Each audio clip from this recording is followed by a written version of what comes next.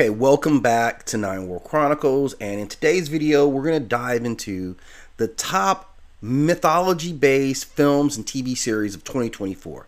And we had some good ones that were really great about capturing our imagination, both visually and with storytelling, and brought these ancient stories back to life in ways that they've never been portrayed before. The first up is Chaos, which is a dark, comedic reimagining of Greek mythology, and it blends a lot of modern-day scenarios with the antics of these gods who are kind of crazy. And we really get to watch Zeus as he navigates contemporary challenges, and it's a great performance by Jeff Goldblum. I love this series. I'm actually going to do another video and dig a lot deeper into the characters because I think it deserves it. You know, the 2024 version of Zeus versus the ancient depictions of Zeus. There's a lot of good information in there. The next thing that we have is going to the Norse realm, and this is a Zack Snyder project, and it was called The Twilight of the Gods. It was an adult animated series, and this was everything I love in an animated series. I was instantly hooked to the series. I never really considered myself like, oh, Zack Snyder, is that great? But man, this was a really, really good film. If you enjoy epic battles, and the mood of this is very dark, right? Ragnarok is coming. The gods, the Norse pantheon is kind of redefined as being really the villains in this, and humans bearing out the pain. So these humans are fighting back, and so the imagining you get of Thor is going to challenge what you've seen in him and say the Marvel depiction of Thor. So I thought this was just an epic series. Really deserved a lot of the good press that it got, and I really enjoyed the character. So I'll talk a little bit more about that series in a separate piece. And then the last one we're going to talk about today is going to be Percy Jackson, which I think this is the third of the films to come out. And this really goes into Percy Jackson navigating his divine heritage. Obviously, you know, one of the things with the Greek gods is that they did often have human children. So that's something that Percy has to deal with, and it really comes to light in the series. So talking about Chaos, and again, this is a great reimagining of the Greek gods. Zeus running around in a tracksuit was epic, and Jeff Goldblum playing this character out in this fashion was very, very interesting because we're used to seeing like the big, robust Zeus.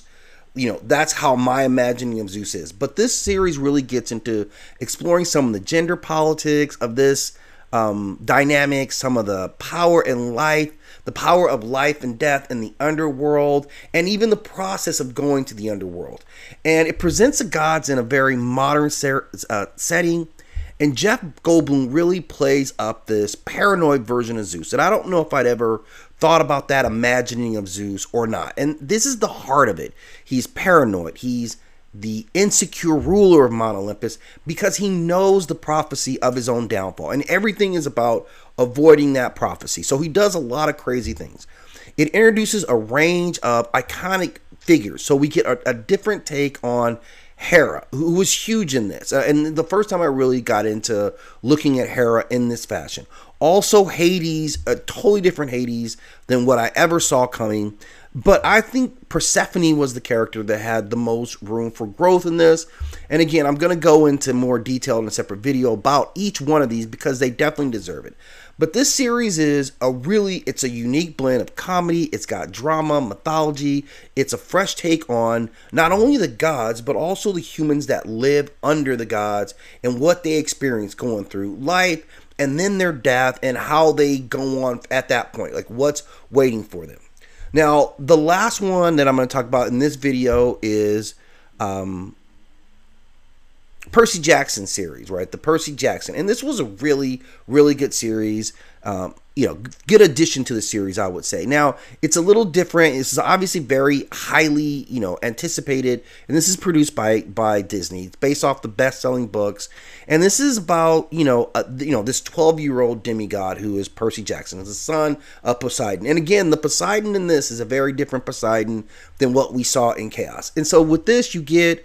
I wasn't really into this because I really feel like the target audience is a younger group, whereas I felt like with Zack Snyder and with Chaos, those were targeting like older people, my generation, maybe younger, but an adult view of mythology, whereas Percy Jackson is really something I'd say for a younger audience, and it was great. It's got a world full of monsters and ancient prophecies. He's got it's a buddy film, so he's got Annabeth and Grover along with him, and they're going on this epic tale. So they stick very true to what their source material is, being the original books in the series.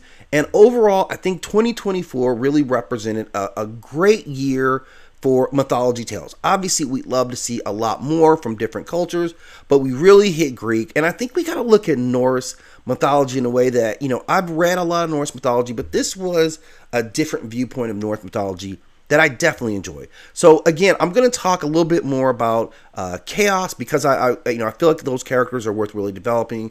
And I may talk a little bit more about the Twilight of the Gods series, but 3 great additions to the mythology collection of movies and TV series. So if you're into mythology in any way, I think you'll really love any of those if you decide to jump into them based on what I've told you about them. As always, I ask that you give me some feedback and input in the comment section. And as always, hit that like and subscribe.